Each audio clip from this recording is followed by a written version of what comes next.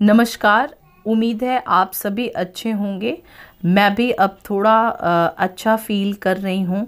आज मैं अपने इंट्रोडक्शन का एक वीडियो ना बना के आज इसका भी मैं ऑडियो दे रही हूँ, क्योंकि मेरे चेहरे की हालत अभी भी बहुत अच्छी नहीं हो पाई है, तो उसके लिए मैं आप सभी से क्षमा प्रार्थी हूँ। आज जिस वीडियो को मैं लेकर के चली हूँ उस वीडियो में मैं आपको रिलीजन के क्लासिकल जो थ्योरीज़ है उसके बारे में पढ़ाऊंगी। पिछले वीडियो इस बार का जो गैप है वो लंबा हो गया है मेरे हेल्थ प्रॉब्लम की वजह से।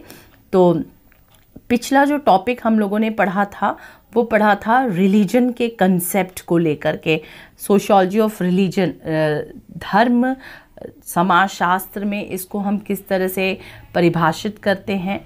और अब जब हम उसकी थ्योरीज पे आगे जाएंगे, क्योंकि सोशियोलॉजी ऑफ रिलीजन में डर्खाइम की थ्योरी और मैक्स वेबर की थ्योरी सबसे ज़्यादा पूछे जाने वाले थ्योरीज़ में है, पर सडन अगर हम उन थ्योरीज़ पे जंप करते हैं तो डेफिनेटली आपका कंसेप्ट बहुत क्लियर नहीं हो पाएगा। तो उस दोनों थ्योरी को पढ़ने से पहले हमें क्लासिकल थ्योरीज़ को जानना ज़रूरी है। जैसे अगर हम बिल्डिंग के ऊपर के स्ट्रक्चर को देख लें और हम नींव को ही ना जान पाए तो ये पॉसिबल नहीं है, हम सही बिल्डिंग के स्ट्रक्चर को नहीं जान पाएंगे। तो हमें नींव को जानना बहुत ज़रूरी होता है, उसके बाद ही हम फिर स्ट्रक्चर को जान पाते हैं, पूरे कंप्लीट स्ट्रक्चर को समझ पाते हैं। उसी तरह धर्म के, रिलीजन के क्लासिकल थ्योरीज़ को हमें समझना और जानना बहुत ज़रूरी है, और उसके बाद ही हम उसके जो प्योर थ्योरीज़ हैं डर्खाइम एंड मैक्स वेबर की, हम उसको समझेंगे। तो इस वीडियो में मैं सोशियोलॉजी ऑफ रिलीजन के क्लासिकल थ्योरीज़ पे बात करने जा रही हूँ। मैं डॉक्टर स्वाति मिश्रा आप सभी का अपने चैनल स्वेट्स पैशन पे वेलकम करती हूँ।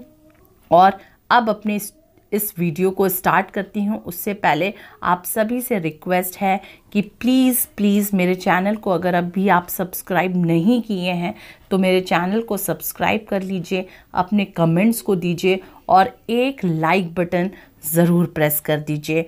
तो चलिए स्टार्ट करते हैं आज का ये वीडियो। स्टार्ट करने से पहले मैं थोड़ा बताऊंगी कि हो सकता है समझाने के दौरान मैं उस फ्लो में ना समझा पाऊँ जिस फ्लो में मैं हमेशा समझाती हूँ, क्योंकि स्टिल ब्रीदिंग प्रॉब्लम मेरे अंदर है अभी भी थोड़ी बहुत, उस पॉलन एलर्जी को लेकर के, और अभी भी बॉडी में वीकनेस बनी हुई है। तो प्लीज़ थोड़ा सा इग्नोर करिए, हो सकता है ये 1 या 2 वीडियोज़ तक ये प्रॉब्लम आए, उसके बाद ये प्रॉब्लम नहीं आएगी। चलिए स्टार्ट करते हैं आज का ये वीडियो। तो जो है क्लासिफिकेशन ऑफ रिलीजन थ्योरीज़, जो हमारे धार्मिक सिद्धांत आए हैं उसके क्लासिकल थ्योरी के हम क्लासिफिकेशन को पहले देखेंगे कि क्लासिकल थ्योरीज़ में कौन कौन सी थ्योरीज़ को मान्यता दी गई है, और उन्हीं के आधार पे आगे चल कर के सिद्धांतों का जन्म हो पाया। जैसे हम डर्खाइम के धर्म का सिद्धांत को अगर देखें या मैक्स वेबर के धर्म के सिद्धांत को देखें, दोनों ही सिद्धांत अपने में बहुत अच्छे थ्योरीज़ हैं रिलीजन को, जो कि पूरा सोशियोलॉजिकली एक्सप्लेन करते हैं ओरिजिन को, किस तरह से डेवलपमेंट हुआ, ओरिजिन उत्पत्ति हुई धर्म की। और ये क्लासिकल जो थ्योरीज़ हैं वो सोशियोलॉजिकल एक्सप्लेनेशन ना हो करके समहाउ ये साइकोलॉजिकल और इंटेलेक्चुअल एक्सप्लेनेशन शो करते हैं। तो जब भी हम क्लासिफिकेशन ऑफ क्लासिकल थ्योरीज़ की बात करते हैं, जो भी क्लासिकल थ्योरी हैं उनके वर्गीकरण की बात करते हैं, तो क्लासिफिकेशन जो है क्लासिकल थ्योरीज़ का, उसको हमेशा से 2 ब्रॉड कैटेगरी में बांटा जाता है। एक इंटेलेक्चुअल थ्योरीज़ और दूसरा साइकोलॉजिकल थ्योरीज़ या फिर इमोशनल थ्योरीज़। इंटेलेक्चुअल थ्योरीज़ में सबसे ज़्यादा जो पूछे जाने वाले 2 सिद्धांत हैं वो है स्पेंसर का द गोस्ट थ्योरी और या ड्रीम थ्योरी, और एक दूसरा है एनिमिस्टिक थ्योरी ऑफ टायलर। तो हम इंटेलेक्चुअल थ्योरी में स्पेंसर के और टायलर के सिद्धांत को पढ़ते हैं, और जब हम साइकोलॉजिकल थ्योरीज़ को समझते हैं तो उसमें हम मेलिनोवस्की की इमोशनल स्ट्रेस थ्योरी को देखते हैं और नेचुरिज्म थ्योरी ऑफ मैक्स मुलर इनको समझते हैं। तो आपको कई किताबों में, जैसे नितिन सांगवाल की जो बुक है उसमें आपको इस तरह से क्लासिफिकेशन दिखाई देगा इंटेलेक्चुअल थ्योरी और साइकोलॉजिकल थ्योरीज़ के रूप में। कुछ किताबों में क्लासिफिकेशन आपको इस तरह से दिखाई देंगे कि जो क्लासिकल थ्योरीज़ हैं रिलीजन की वो 3 में डिवाइड हैं, एनिमिज्म, एनिमेटिज्म और नेचुरिज्म में। पहले जीववाद या आत्मवाद का सिद्धांत आया, जीवात्मवाद का सिद्धांत आया और फिर प्रकृतिवाद का सिद्धांत आया। एनिमिज्म थ्योरी में हम टायलर्स के थ्योरी को देखते हैं और हर्बर्ट स्पेंसर के गोस्ट थ्योरी को देखते हैं। कहीं पर देखिए, आप अब कंफ्यूज मत होइएगा, कहीं पर स्पेंसर के थ्योरी को ghost theory plus dream theory दोनों लिखा जाता है, कहीं पर टायलर्स का ड्रीम थ्योरी लिख दिया जाता है, और फिर एनिमिज्म जो कि मैककिम मैरियट की थ्योरी है, जीवात्मवाद एनिमेटिज्म, और फिर इसी तरह से मैक्स मुलर की नेचुरिज्म थ्योरी है। इसमें आपको मैक्स मुलर की और जेम्स फ्रेजर की थ्योरी को आप पढ़ेंगे। तो जेम्स फ्रेजर की थ्योरी एनिमेटिज्म से भी मिलती जुलती है और नेचुरिज्म से भी मिलती जुलती है। तो ये मैं क्लासिफिकेशन आपको बता रही थी। तो क्लासिफिकेशन एक परफेक्ट क्लासिफिकेशन, हम जो क्लासिकल थ्योरी है रिलीजन की उसको हम परफेक्ट क्लासीफाई नहीं कर सकते हैं। कहीं पर इसको हम इंटेलेक्चुअल थ्योरी और साइकोलॉजिकल थ्योरी के रूप में देखते हैं और उसके अंतर्गत हम Spencer, Tylor, Max Muller, McKim Marriott इन सारे थ्योरीज को पढ़ते हैं। और कहीं पर हम एनिमिज्म, एनिमेटिज्म और नेचुरिज्म, ये 3 तरह के हम थ्योरीज़ को देखते हैं, क्लासिकल थ्योरीज़ को देखते हैं। तो अब 1 बाय 1 हम सारे थ्योरीज़ को पढ़ेंगे। तो जब भी आपसे कोई पूछे कि बताइए धर्म के उत्पत्ति के क्लासिकल थ्योरीज़ कौन कौन सी हैं, तो आपको टिप पे नाम याद आ रहा होना चाहिए। आपको इस क्लासिफिकेशन से बहुत ज़्यादा मतलब नहीं है, आपको उन थ्योरीज़ के नाम पता होने चाहिए। तो आप सीधे बोलिएगा कि स्पेंसर का गोस्ट थ्योरी या ड्रीम थ्योरी टायलर की, फिर आप एनिमेटिज्म की थ्योरी आप बोलिएगा मैककिम मैरियट की, और नेचुरिज्म की थ्योरी में आप मैक्स मुलर और फ्रेजर के नाम को ले सकते हैं। तो अब एक एक करके हम एक एक थ्योरी को स्टार्ट करेंगे पढ़ना। पहली थ्योरी है द गोस्ट थ्योरी या dream theory of Spencer, Spencer का स्वप्न का सिद्धांत। अब इसे हम जानते हैं, समझते हैं कि गोस्ट थ्योरी कहती क्या है। तो अकॉर्डिंग टू स्पेंसर, स्पेंसर के अनुसार the appearance of dead persons in dream is taken by the primitives as the evidence of temporary life. This led to the conception of the supernatural being in the form of ghost। ठीक है, इसमें क्या है कि सपनों में मृत व्यक्तियों की उपस्थिति को आदिम लोगों द्वारा अस्थायी जीवन के प्रमाण के रूप में लिया जाता है। इस प्रकार से भूत के रूप में अलौकिक शक्ति के प्रति विश्वास की प्रक्रिया की शुरुआत होती है। अब देखिए, जो गोस्ट थ्योरी है वो थ्योरी बोलता क्या है, वो बोलता है कि देखिए आखिर धर्म की शुरुआत कैसे हुई होगी, हम कैसे सुपर नेचुरल चीज़ों पे यकीन करना शुरू किए होंगे, हम कैसे मानने होंगे कि कोई एक ऐसी असीम शक्ति है या सत्ता है जो हमें कंट्रोल कर रही है। तो स्पेंसर के अनुसार जो प्रिमिटिव मैन थे, सोचिए प्रिमिटिव मैन मतलब आज के इंसानों की बात नहीं हो रही है। आज हम आज ये सारी चीज़ सुन के बहुत हंसी में ले लेते हैं ना, बहुत लाइटली ले लेते हैं कि अरे इतने मूर्खों जैसा ये सोचे होंगे, पर आज से हजारों साल पहले की बात हो रही है। मतलब 6000, 7000, 8000 साल पहले की बात हो रही है। जो प्रिमिटिव मैन थे, वो प्रिमिटिव मैन कभी सपनों में उन्होंने अपने लोगों को देखा होगा, ठीक है, उनके जो एंसेस्टर रहे होंगे उन्हें देखा होगा, तो उन्हें लगा होगा कि ये जो हमारे एंसेस्टर हैं वो जीवित हैं, ठीक है। टेम्पररी लाइफ, वो एक टर्म स्पेंसर ने दिया कि एक टेम्पररी लाइफ, एक अस्थायी जीवन के रूप में वो अपने पूर्वजों को देखे होंगे कि रात में वो पूर्वज हमें दिख रहे हैं, दिन में वो पूर्वज हमें नहीं दिख रहे हैं। इसका मतलब कोई एक ताकत है जो हम सबको कहीं ना कहीं से नियंत्रित कर रही है। तो इस तरह से स्पेंसर के थ्योरी को हम घोस्ट थ्योरी और ड्रीम थ्योरी दोनों ही बताते हैं, क्योंकि ड्रीम थ्योरी में मतलब वो सपनों में अपने एंसेस्टर को देखे होंगे और फिर उसे एक भूत जैसे चीज़ों से जोड़ दिए होंगे।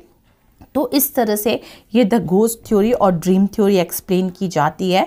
एंड अकॉर्डिंग टू हिम, मतलब according to Spencer, the idea of ghost grows into the idea of gods and the ghost of ancestor became divine beings. वो माने होंगे कि इसी तरह से उन्होंने जो एक घोस्ट देखा होगा, एक भूत देखा होगा, मतलब सपनों में अपने एंसेस्टर को देखा होगा, उससे वो उन्हें गॉड से जोड़ दिए। एक गॉड, एक ईश्वर शब्द के रूप में तो नहीं जोड़े होंगे, पर एक असीम ताकत के रूप में उसे वो जोड़ दिए होंगे। And Spencer conclusion is that ancestor worship is the root of every religion. और स्पेंसर कहते हैं कि इन्हीं पूर्वजों की जब वो पूजा करना शुरू किए होंगे तो वो धर्म की शुरुआत हुई होगी, वहीं से धर्म की जड़ें स्थापित होना शुरू हुई होंगी। तो इस तरह से जो घोस्ट थ्योरी है या ड्रीम थ्योरी है स्पेंसर का, वो बताता है कि आखिर धर्म की शुरुआत कैसे हुई। तो देखिए, जब आप सोशियोलॉजी में आप डर्कहाइम की और वेबर की थ्योरी पढ़ेंगे ना, तो आपका ये जो पूरा क्लासिकल थ्योरी आप पढ़ रहे हैं रिलीजन का, वो एकदम वैनिश्ड हो जाएगा। मतलब एकदम लगेगा कि नहीं, ये सब थ्योरी तो बिल्कुल बकवास थी, पर सच में धर्म की शुरुआत ऐसे हुई होगी। तो वो इसीलिए उसको कहते हैं कि these all are psychological explanation and sociological explanation is just different from these classical theories of religion। तो इस तरह से घोस्ट थ्योरी और ड्रीम थ्योरी जो है स्पेंसर का, वो हमें ये सारी चीज़ें बताता है। तो आप समझिए कि स्पेंसर्स कंक्लूजन इज दैट, एक मान लिया जाए कि स्पेंसर ने कंक्लूजन क्या दिया, तो ancestor worship is the root of every religion, कि हर जो रिलीजन है उसकी शुरुआत कैसे हुई होगी, अपने पूर्वजों की पूजा के आधार पे। और क्यों हुई होगी, क्योंकि उन्होंने अपने पूर्वजों को सपनों में देखा होगा। And he also took an evolutionary views, ठीक है, इन्होंने इसी इवोल्यूशनरी व्यू को एक्सप्लेन करने समझाया, एक्सप्लेन किया। And according to him, I am just trying to explain more and more.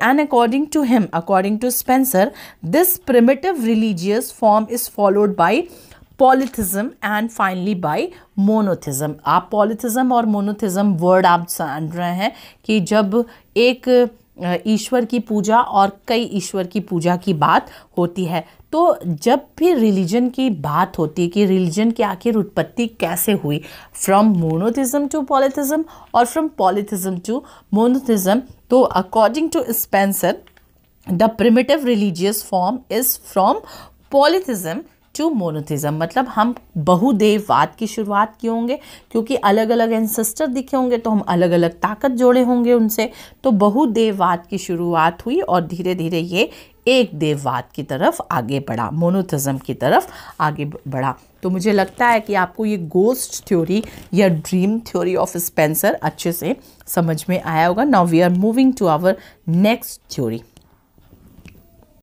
The second theory is animistic theory, आत्मवाद का सिद्धांत। This is one of the most classical theory of religion, most important classical theory of religion, and this theory was propounded by Edward B.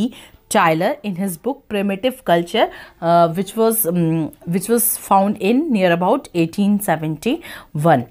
Animism means believe in spirits and soul. अब देखिए यहाँ पर क्या बात होने लगी, वहाँ पर मैं ड्रीम और बात कर रही थी एंसेस्टर की। आपको हर थ्योरी में लगेगा कि they all are somehow को relate to each other, but you have to identify the minute differences between these theories. आपको इन थ्योरीज के माइन्यूट डिफरेंसेस को पता करना होगा।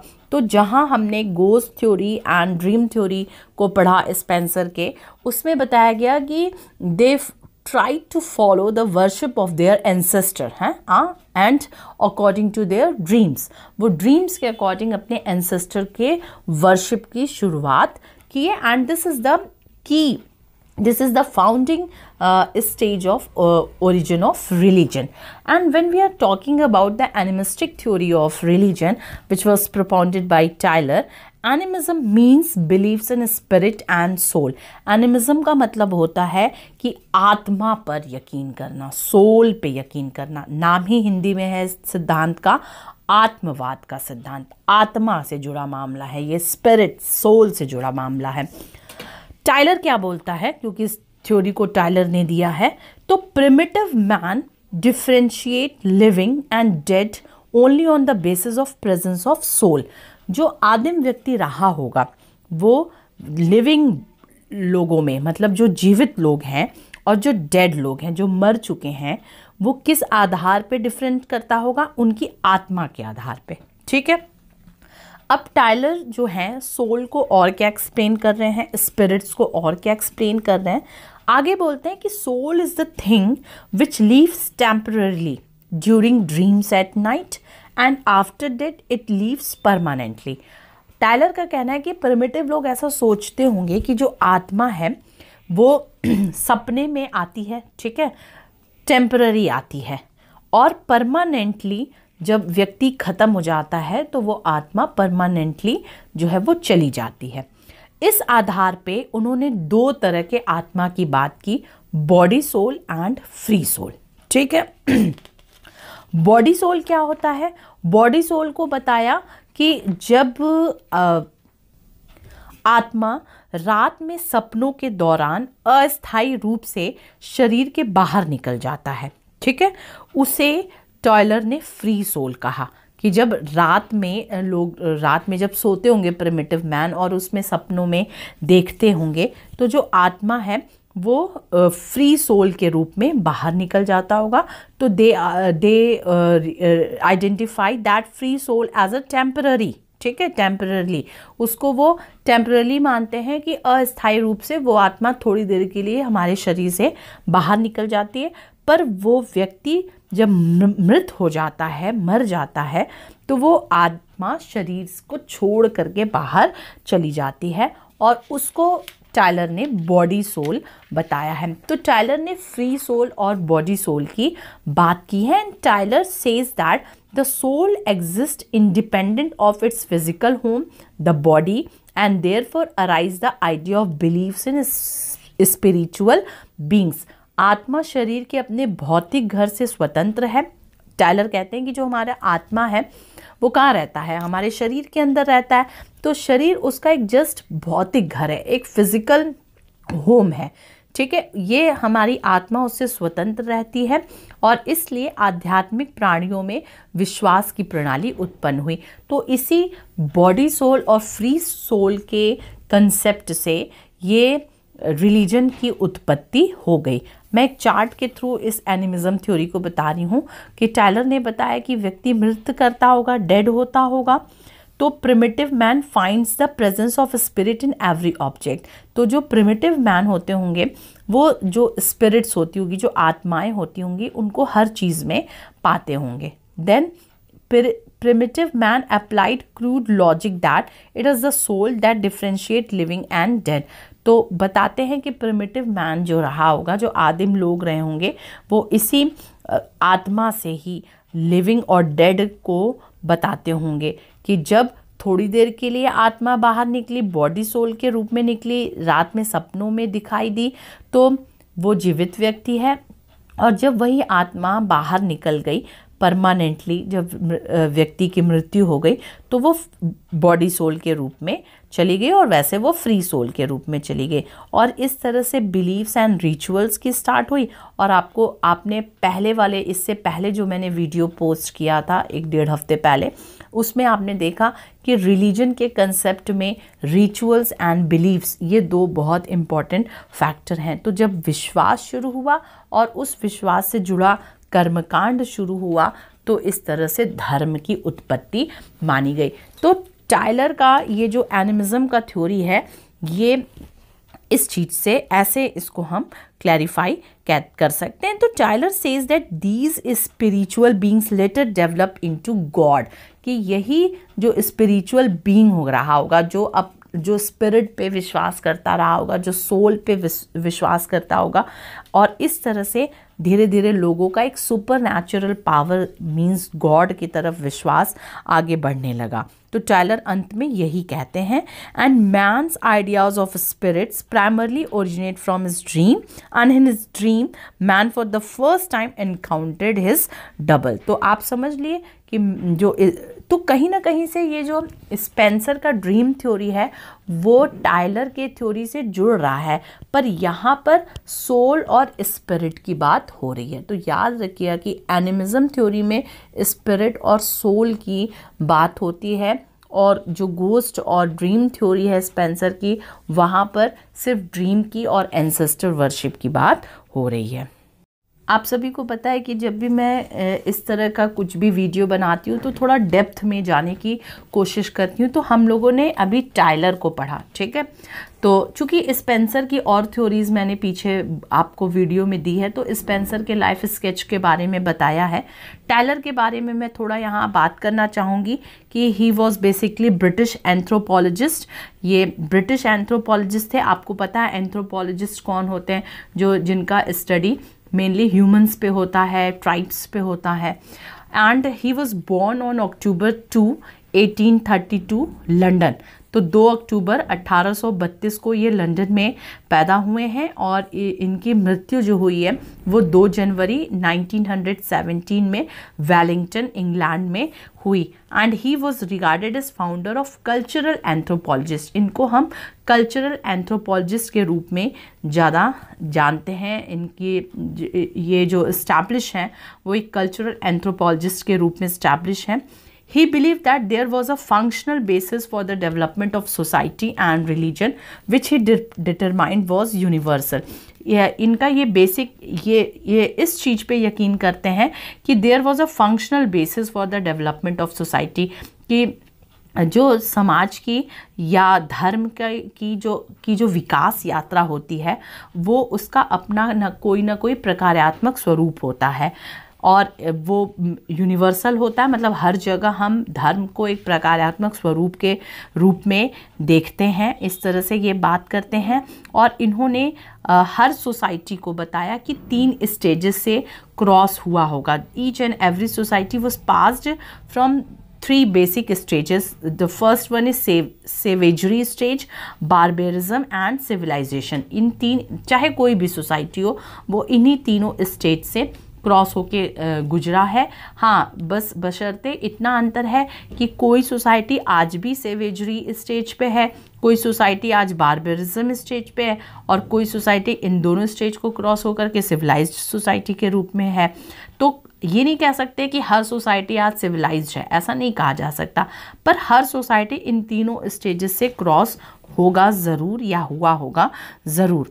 He regarded animism as the first phase in the development of religion. अभी आपने एनिमिज्म थ्योरी पढ़ी, आप याद रखिएगा कि जो एनिमिज्म थ्योरी है, आत्मवाद का सिद्धांत है, वो टायलर का ही सिद्धांत है, और उन्होंने धर्म की उत्पत्ति के लिए एनिमिज्म थ्योरी दिया है। और उनके कुछ इम्पॉर्टेंट कंट्रीब्यूशन है, बहुत सारे कंट्रीब्यूशन है, पर मैंने यहाँ पर 3 नाम लिया है, एनहॉक और Mexico and the Mexicans, ancient and modern, researches into the early history of mankind and the development of civilisation, and the most important contribution was primitive culture. Primitive culture में उन्होंने एनिमिज्म की theory दी है अपनी।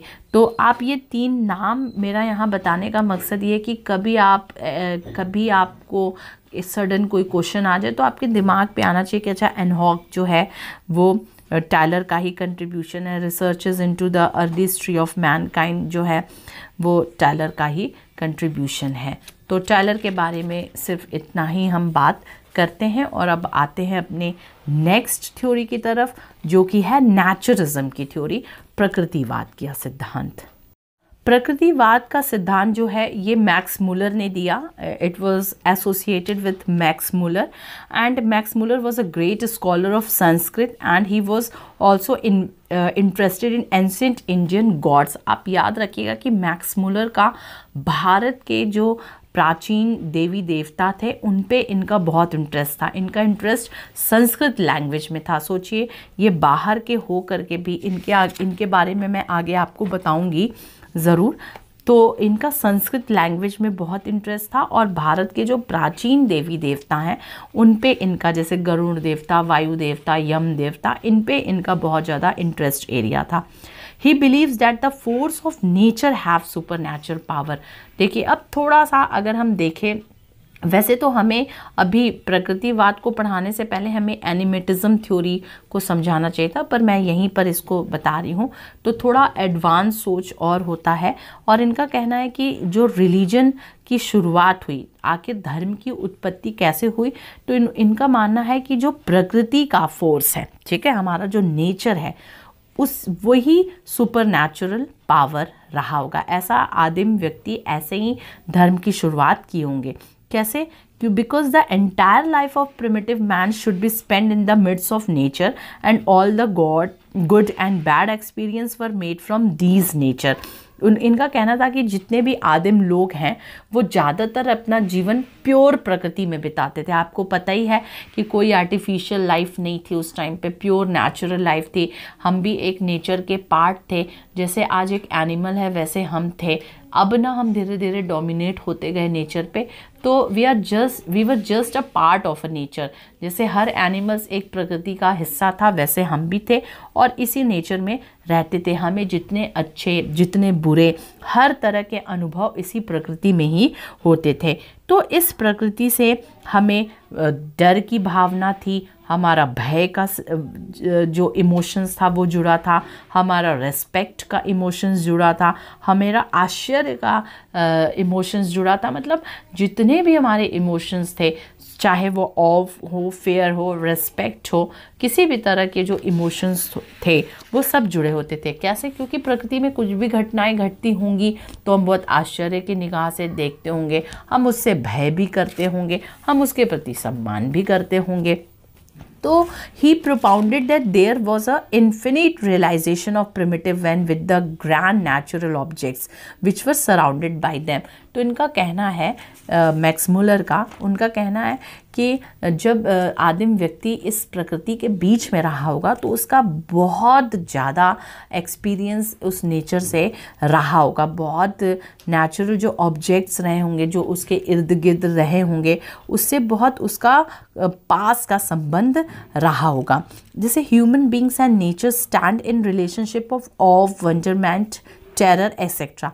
Max Muller का कहना है कि जो मानव और प्रकृति का जो आपस में संबंध रहा होगा वो पूरा इसी का संबंध रहा होगा। एक विस्मय का संबंध रहा होगा, आश्चर्य का संबंध रहा होगा, डर का भी संबंध रहा होगा। और इस तरह से जो अर्ली मैन रहा होगा वो सुपर नेचुरल पावर, एक प्रकृति को एक पावर के रूप में देखता होगा और उसी का पूजा और उसी पर विश्वास और उसी से संबंधित रिचुअल्स जो हैं उसको करना शुरू किया होगा और इस तरह से रिलीजन की उत्पत्ति हुई होगी। जैसे ये बताते हैं कि the sun, the rain use to benefit them, जैसे इसी सूर्य से, इसी बारिश से हमें लाभ भी मिला होगा और सेम इन्हीं दोनों से हमें कभी हानि भी पहुंची होगी। तो इससे रिजल्ट क्या निकला कि feeling of fear and respect for such invisible forces arose within देम। इस तरह से उनके अंदर भय का और सम्मान का और विस्मय का हर तरह के इमोशंस जागृत हुए होंगे। तो जो नेचुरलिज्म की थ्योरी है वो प्रकृति को, जैसा नाम से ही लग रहा है, उस पे एम्फसाइज करने की कोशिश करती है। तो आप मेरे ख्याल से ड्रीम थ्योरी भी पढ़ लिए, घोस्ट थ्योरी पढ़ लिए, फिर आपने एनिमिज्म की थ्योरी पढ़ी जो कि स्पिरिट और सोल पे यकीन करने की बात करता है, और अब आप नेचुरलिज्म भी पढ़ लिए। नेचुरलिज्म में जिस तरह से बात की जा रही है कि प्रकृति जो है, जो नेचर है, वो हमारा सुपर पावर है। अब हम मैक्स मुलर के बारे में जानते हैं। जैसे मैंने टायलर के बारे में बताया, मैं मैक्स मुलर के बारे में भी थोड़ा यहाँ बताऊँगी कि इनका जो टेन्योर है वो 1823 से 1900 के बीच में है। एंड फ्रेडरिक मैक्स मुलर इनका पूरा नाम है। ये जर्मन बॉर्न थे एंड फिलोलॉजिस्ट एंड ओरिएंटलिस्ट, ये दोनों थे। अब हमें ये भी जानना है, आपको पता है कि मेरा यही तो वीडियो की खासियत है कि मैं थोड़ा डीप में जाने की कोशिश करती हूँ। तो फिलोलॉजिस्ट एंड ओरिएंटलिस्ट, फिलोलॉजी क्या होता है कि philology is the study of language in the oral and written historical sources. जो भी हमारे पास हिस्टोरिकल सोर्सेज है उसके लैंग्वेज की स्टडी जो होती है, उसके भाषा का जो अध्ययन होता है उसको हम फिलोलॉजी कहते हैं। एंड ओरिएंटल स्टडीज़ क्या होता है, is the academic field of study that embraces near eastern and far eastern societies and culture, language, people, history and archaeology. तो इन सब का जो अध्ययन होता है उसको ओरिएंटल स्टडीज़ कहते हैं। इसमें near eastern and far eastern society शामिल होती है। तो नियर ईस्टर्न और फार ईस्टर्न सोसाइटी, ईस्टर्न सोसाइटी याद रखिएगा, उन सब के culture, language, people, history, archaeology, सब का अध्ययन जो है वो ओरिएंटल स्टडीज़ होता है। तो जब आपने अभी शुरू में ही नेचुरलिज्म की थ्योरी पढ़ी, उसमें मैंने मैक्स मुलर के बारे में बताया कि उन्हें संस्कृत का अध्ययन बहुत पसंद था, उन्हें एंशिएंट जो गॉड्स हैं इंडियन, वो उनकी स्टडी बहुत अच्छा था, पसंद था। तो उन्होंने ये, इसीलिए इन्हें ओरिएंटलिस्ट और फिलोलॉजिस्ट कहा जाता है, क्योंकि ये भाषा का अध्ययन करते थे और कल्चर का अध्ययन करते थे। नॉर्थ ईस्ट के और फार ईस्ट के, नॉर्थ ईस्ट में सारे वेस्ट एशिया, टर्की, इजिप्ट सारी चीज़ें आती हैं, और फार ईस्ट में आपके ईस्ट और साउथ ईस्ट एशिया और रशियन फार ईस्ट के स्थान शामिल होते हैं। And his popular work on Indology, Indology जिसको हम भारत विद्या अभिगम कहते हैं। जब भी आप, जैसे अलग अलग अप्रोच होता है ना सोसाइटी को समझने का, जैसे फंक्शनलिस्ट अप्रोच होता है, कन्फ्लिक्ट अप्रोच होता है, सिंबॉलिक इंटरेक्शनिज्म अप्रोच होता है, उसी तरह इंडियन सोसाइटी को समझने के लिए जो अप्रोच होता है वो इंडोलॉजिकल अप्रोच होता है। तो इंडोलॉजी के ये बहुत ज़्यादा इंडोलॉजिकल अप्रोच के माध्यम से ये भारत के समाज और भारत के धर्म, इन सब को समझने का इन्होंने प्रयास किया। और इन्होंने, इनका एक बड़ा योगदान ये है कि जो हमारा हितोपनिषद है उसका इन्होंने कलेक्शन किया और जर्मन में ट्रांसलेट किया। तो एक ये हितोपनिषद, सॉरी अगर मैं प्रोनाउंस गलत कर पा रही हूँ तो इसको, ये इंडियन फैबल से रिलेटेड चीज़ें हैं, तो उसका इन्होंने जर्मन में ट्रांसलेशन किया है। तो ये मैक्स मुलर का कंप्लीट इंट्रोडक्शन मैंने दिया। इतना भी अगर हम जान लेते हैं तो बहुत बड़ी बात होती है। अब हम आते हैं अपने नेक्स्ट थ्योरी की तरफ, जो कि है एनिमेटिज्म की थ्योरी। सो एनिमेटिज्म थ्योरी, जिसे हम जीवात्मवाद कहते हैं, एनिमेटिज्म एंड नेचुरलिज्म। ठीक है, तो एनिमिज्म आपने समझा, नेचुरलिज्म समझा, अब आप एनिमेटिज्म समझ रहे हैं। प्लीज़ कंफ्यूज मत होइएगा, अच्छे से समझते चलिए वन बाय वन सारे कंसेप्ट्स को। एनिमेटिज्म थ्योरी जो है इसको रॉबर्ट मैरियट ने दिया है, and he argues that certain cultures believe people, animal, plants and inanimate object were endowed with certain powers which were both impersonal and supernatural। ध्यान से याद करिएगा, ये इनका डेफिनेशन है। ठीक है, एनिमेटिज्म का ये डेफिनेशन है।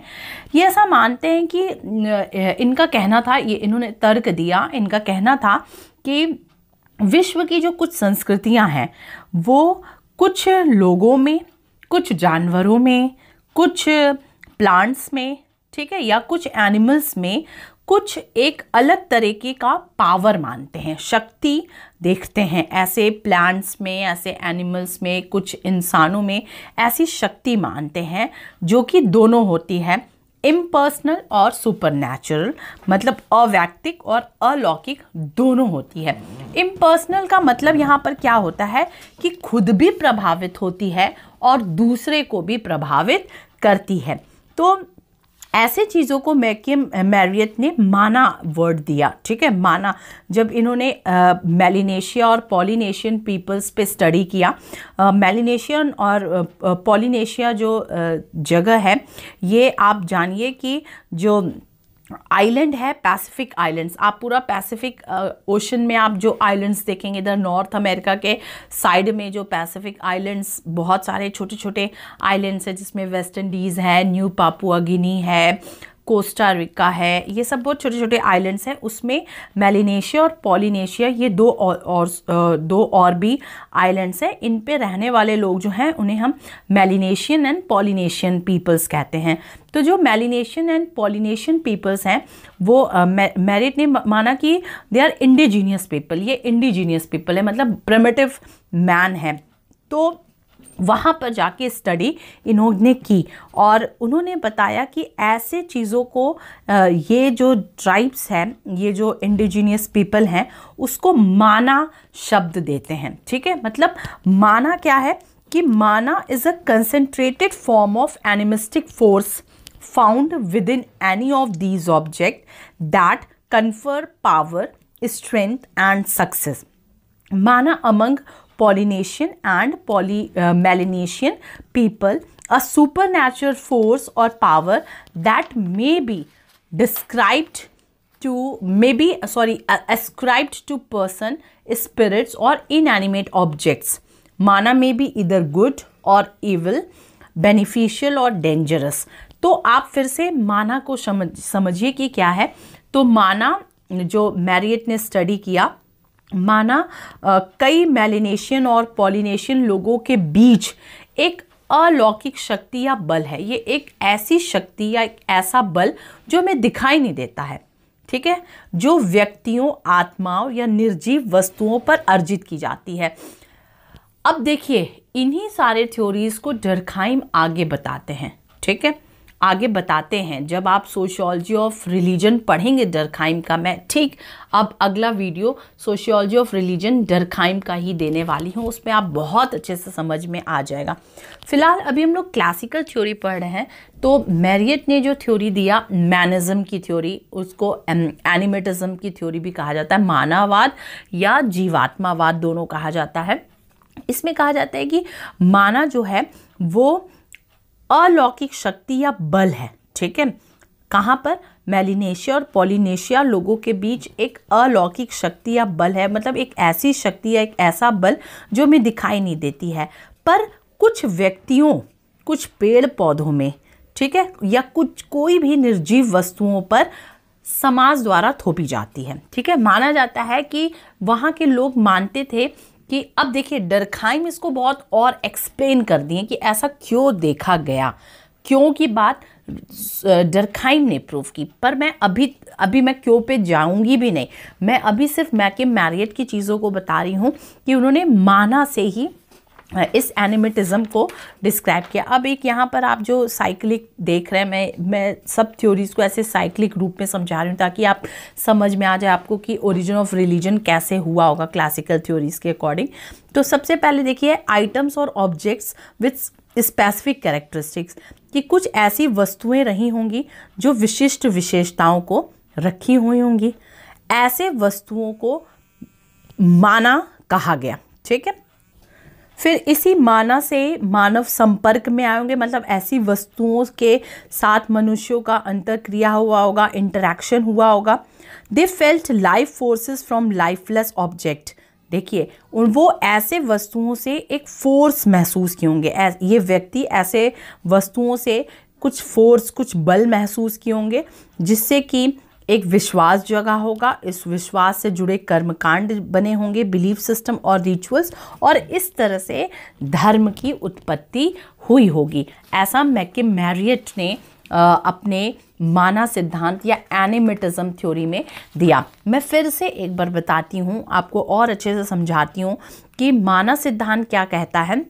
माना सिद्धांत कहता है, ये पहले तो बोलते हैं कि कई संस्कृतियां ऐसा विश्वास करती हैं कि कुछ लोगों में या कुछ एनिमल्स में या कुछ प्लांट्स में या कोई भी ऐसे निर्जीव वस्तुओं में कुछ शक्ति रही होगी, कुछ ऐसी अलौकिक शक्ति रही होगी जो कि अपने आप में इम्पर्सनल रही होगी। इम्पर्सनल मतलब अवैयक्तिक, मतलब खुद भी प्रभावित होती होगी दूसरों से और उसे दूसरे भी प्रभावित करते हुए होंगे। और ऐसी शक्ति को मैरियट नाम देते हैं माना। और माना मेलिनेशिया और पॉलिनेशिया में ये बहुत प्रचलित शब्द है, उसको माना दिया गया। और तो माना को डिस्क्राइब किया गया कि माना अच्छा भी हो सकता है, बुरा भी हो सकता है, it is good for the society और it be bad for society also.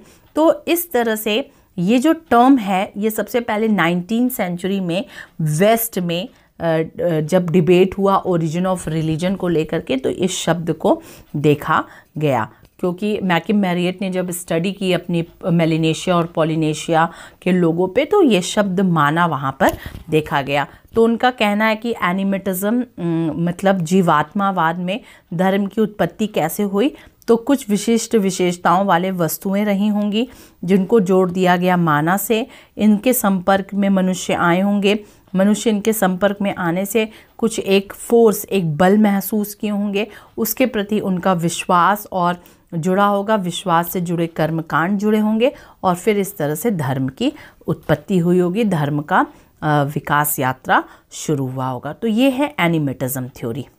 एनिमिटिज्म का मैंने एक इसे और भी सोर्स से इसके डेफिनेशन को लिया है कि animatism is a belief that in animal miraculous qualities exist in the natural world. It is also talks about the belief that everything is infused with a life force, giving each lifeless objects personality or perception, but not a soul as in animism. It is widespread belief among small scale societies कि animism या जीवात्मवाद या मानववाद एक विश्वास है कि प्राकृतिक दुनिया में निर्जीव चमत्कारिक गुण मौजूद हैं। यह इस विश्वास के बारे में भी बात करता है कि प्रत्येक वस्तु एक बेजान वस्तु, व्यक्तित्व या धारणा देने वाली जीवन शक्ति से प्रभावित होती है, लेकिन आत्मा के रूप में नहीं। यह छोटे स्तर के समाजों के बीच व्यापक विश्वास है। अब हमने एनिमिज्म भी पढ़ लिया और हमने एनिमिटिज्म भी पढ़ लिया। अब थोड़ा और अपना कंसेप्ट क्लियर करने के लिए हम दोनों में डिफरेंस देख लेते हैं कि एनिमिटिज्म और एनिमिज्म दोनों थ्योरीज में डिफरेंस क्या है। एनिमिटिज्म जो अभी हम लोगों ने पढ़ा और एनिमिज्म जो हमने सबसे पहले पढ़ा था after dream theory of Spencer. तो एनिमिटिज्म जो है इट इज़ कॉइन्ड बाय, हमें पता है कि इसको रॉबर्ट मैरियट ने 1900 में इस कंसेप्ट को दिया। अभी अभी हम लोग पढ़ के आगे बढ़े। एनिमिज्म की जो थ्योरी है वो 1871 में एडवर्ड टायलर ने दिया। और animism is the belief that a common and impersonal power influenced, मैंने बताया कि इम्पर्सनल पावर मतलब क्या होता है कि which can both influence and be influenced exist in all living and non living object. And animism is the belief that spirits are present in creature, object, places etcetera. तो animism theory बोलती है कि हर वस्तु में, व्यक्ति में, या किसी वस्तु में, व्यक्ति में, जीव में, पदार्थ में, किसी में भी कुछ ऐसी शक्ति निहित होती हैं। और एनिमिज्म क्या बोलता है कि एक आत्मा निहित होती है। एनिमिटिज्म क्या कहता है कि it has other term as manism, इसको हम मानववाद से भी कहते हैं, और एनिमिज्म का कोई अपना अलग से टर्म नहीं है। Animism does not believe in the individuality of the spirits since it describes the supernatural force as an impersonal and common। चूँकि एनिमिटिज्म में स्पिरिट्स की बात नहीं हो रही है, आत्मा की बात नहीं हो रही है, ये विशुद्ध रूप से अलौकिक शक्ति की बात करता है। और एनिमिज्म क्या करता है, ये मानता है अलग अलग स्पिरिट्स की, इसीलिए इसको कहा जाता है कि ये पॉलीथिज्म से मोनोथिज्म की तरफ आगे बढ़ता है, क्योंकि ये कई सारे स्पिरिट्स, आत्माओं की, सोल की बात करता है। Animatism only speaks a common power which resides in diverse entities, और animism describe various spirits of differing characteristics. तो मेरे ख्याल से आपको एनिमिज्म और एनिमिटिज्म दोनों थ्योरी में अच्छे से डिफरेंस बात आ गई होगी। एक हर वस्तु, व्यक्ति, पदार्थ, पौधे, जीव सब में पावर देखता है, और बाकी ये सारी जो एनिमिज्म है वो आत्मा देखता है, और उसी के विश्वास प्रणाली के आधार पे धर्म की उत्पत्ति की बात होती है। अब एक जेम्स जॉर्ज फ्रेजर की भी बात आती है। जेम्स जॉर्ज फ्रेजर ने भी एनिमिटिज्म टाइप की ही थ्योरी दी है उसको, बशर्ते मैंने नेचुरलिज्म वाले क्लासिफिकेशन में स्टार्टिंग में डाला था, पर अलग से ये कहीं कहीं एनिमिटिज्म से भी जुड़ा मामला होता है।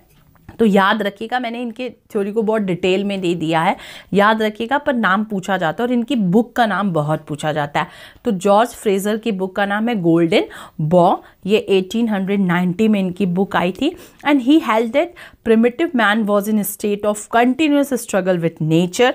The various rituals which are connected to the beliefs of religion were developed by him to control the nature which he thought of a magical। जो मैंने अभी बताया कि नेचुरलिज्म से इसको कनेक्ट करते हैं, तो ये प्रकृति के इम्पोर्टेंस को बहुत ज़्यादा प्रभावी मानते हैं कि प्रकृति के ही उससे पावर से, उसी के भय से डर करके व्यक्ति ने उसकी पूजा अर्चना शुरू की होगी और इस तरह से धर्म की शुरुआत हुई होगी। अब इन तमाम जितने भी हम लोगों ने क्लासिकल थ्योरीज पढ़ा उसके क्रिटिसिज्म को हम देखते हैं। मैंने 3 क्रिटिसिज्म के पॉइंट लिखे हैं। पहला क्या है कि the theory of Tyler and Spencer was supposed a product of their own mind. जिस तरह से स्पेंसर ड्रीम थ्योरी और गोस्ट थ्योरी की बात करते हैं, टायलर एनिमिज्म की बात करते हैं, आत्मा और स्पिरिट्स, इन सब की बात करते हैं, माना जाता है कि जो टायलर और स्पेंसर है इनके खुद के दिमाग की उपज है ये सिद्धांत, और इसलिए हम इन्हें इवोल्यूशनरी थ्योरीज के रूप में जानते हैं और इसीलिए आर्म्ड चेयर फिलोसफर के रूप में जानते हैं। जैसे कहा जाता है ना कि एक कुर्सी पे बैठ करके आप मनगढ़ंत तो जो भी गढ़ दे, आप फील्ड में नहीं गए। तो आप देखिए, तो जिस तरह से मैरियट फील्ड में जा कर के माना का कंसेप्ट लाते हैं और उसी कंसेप्ट को डर्कहाइम आगे बहुत बढ़ाए हैं, उसको आप पूरा सोशियोलॉजिकल एनालिसिस किए हैं। तो टायलर और स्पेंसर की थ्योरी को आर्म्ड चेयर फिलोसफर वाली बात की जाती है। उसी तरह से अभी मैंने इमोशनल स्ट्रेस थ्योरी मेलिनोवस्की की नहीं बताई है। मैं थोड़ा बहुत यहाँ पर इमोशनल स्ट्रेस थ्योरी के बारे में बताना चाहूँगी, मैंने लिखा नहीं है, पर याद रखिए कि emotional stress theory was coined by Malinowski and this theory was given by Malinowski and he chose the field area that is Trobriand Islands। हाँ, न्यू गिनी में पड़ता है ट्रोबियांड आइलैंड्स, वहाँ पर इन्होंने फील्ड वर्क किया, ठीक है, और वहाँ पर इन्होंने इमोशनल स्ट्रेस थ्योरी दी, जो कि कहीं ना कहीं से इसी साइकोलॉजिकल थ्योरीज और इमोशनल थ्योरीज से जुड़ा हुआ मामला है। पर डर्कहाइम की तरह उसको बहुत एलोब्रेट नहीं किया, उनको इमोशनल स्ट्रेस थ्योरी के रूप में दिया कि किस तरह से एंजाइटी एंड टेंशन जो है, कि anxiety and tension tends to disrupt social life situations which produce these emotions include crisis of life such as birth, puberty, marriage etcetera and that is the most disruptive of them all.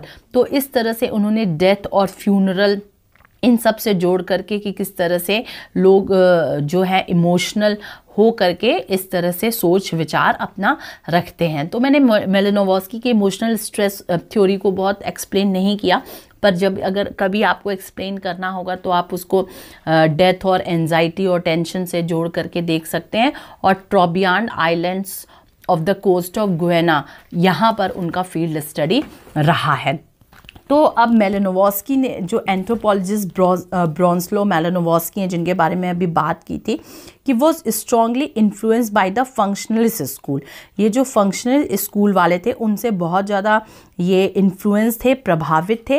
And argued that कि religion originated from the कॉपिंग with death, जो जैसे मैंने अभी बताया कि मृत्यु का जो डर सताता है हमें, ठीक है, उससे निजात पाने के लिए धर्म की उत्पत्ति हुई होगी, ठीक है। और इसकी स्टडी कहाँ किया उन्होंने?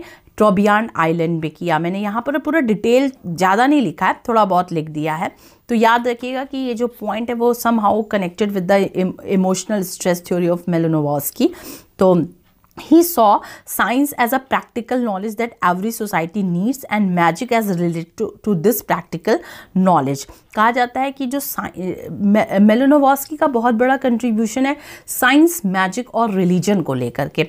ये पूरा एनालिसिस किए हैं, डिस्क्राइब किए हैं कि किस तरह से पहले साइंस का जन्म हुआ या फिर मैजिक का जन्म हुआ या फिर रिलीजन का जन्म हुआ होगा। तो ये मानते हैं कि जो साइंस है उसको एक प्रैक्टिकल नॉलेज के रूप में देखते हैं, जो कि हर सोसाइटी में इसकी ज़रूरत है, और जो मैजिक है वो इससे जुड़ा हुआ मामला है।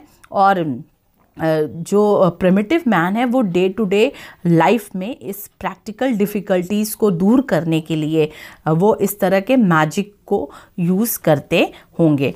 तो इस तरह से मतलब प्रकारात्मक फंक्शनल लिया है। देखिए फंक्शनलिस्ट जो अप्रोच होता है वो क्या बोलता है, फंक्शनल अप्रोच हर चीज़ को सही मानता है कि जो हुआ होगा समाज के दृष्टि से सही हुआ होगा। तो ये कहते हैं कि जो डर का, जो मृत्यु का डर रहा होगा प्रिमिटिव मैन में, तो उससे निजात पाने के लिए ऐसे चीज़ों की शुरुआत हुई होगी। तो ये आप क्रिटिसिज्म में मेलानोवस्की के इमोशनल स्ट्रेस थ्योरी को देख सकते हैं। And earlier theories were mainly based on psychological and intellectual ideas only. Later sociological theories of Marx, Weber and Durkheim offered new perspective regarding the origin and function in society. तो आप third आप लिख सकते हैं कि ये जितने भी थ्योरीज थे जो इंटेलेक्चुअल और साइकोलॉजिकल थ्योरीज थे, धर्म की उत्पत्ति के मनोवैज्ञानिक जो विश्लेषण थे, पर we are student of sociology, हम समाज शास्त्र के विद्यार्थी हैं। तो सामाजिक दृष्टि से आखिर समाज का क्या योगदान रहा होगा धर्म की उत्पत्ति में, इसको बहुत ही सुंदर तरीके से मार्क्स, वेबर और डर्कहाइम करते हैं आगे एक्सप्लेन। तो आपको सोशियोलॉजी ऑफ रिलीजन में डर्कहाइम, मार्क्स और वेबर की थ्योरी को मैं एक एक करके दूंगी। तो इस तरह से आप देख लिए पूरे अपने क्लासिकल थ्योरीज को। फिर आपने पूरा क्लासिकल थ्योरी समझा, जिसमें आपने गोस्ट और ड्रीम थ्योरी स्पेंसर की समझी, फिर आपने टायलर का एनिमिज्म समझा, फिर आपने मैक्स मुलर का नेचुरिज्म समझा, मैकिम मैरियट का आपने एनिमेटिज्म थ्योरी समझा, फिर आपने मेलानोवस्की की इमोशनल स्ट्रेस थ्योरी को भी थोड़ा बहुत आपने देखा, और फिर क्रिटिसिज्म देखा कि किस तरह से क्लासिकल थ्योरीज के क्रिटिसिज्म होते रहे हैं। और अब नेक्स्ट वीडियो में आप again sociology of religion, pure sociological explanation जो है रिलीजन की उत्पत्ति का, आप उसको अब आगे अगले वीडियो में पाएंगे। तब तक अब मैं इस वीडियो को यहाँ पर रोकती हूँ। मेरे ख्याल से आप अगर पूरा कंप्लीट सुने होंगे तो आपका कंसेप्ट अच्छे और एकदम अच्छे से क्लियर हुआ होगा, और आप लोगों की ब्लेसिंग्स मुझे हमेशा मिलती रहती है। होप अगले वीडियो में मैं अपना अगले जो वीडियो है हमारा लेक्चर का, उसमें मैं अपने फेस के साथ आपके सामने उपस्थित हो पाऊँगी, क्योंकि अभी भी मेरे ऊपर एलर्जी की जो सिम्टम्स हैं, जो एलर्जी के प्रॉब्लम्स हैं, वो पूरी तरह से अच्छे से दिख रहे हैं, इसलिए थोड़ी सी समस्या है। Hope you understand very well. तो चलिए अब इस वीडियो को हम यहीं पर फिनिश करते हैं। आप सभी का बहुत बहुत प्यार मुझे हमेशा मिलता है, और आपको भी मेरा खूब सारा प्यार। Bye bye.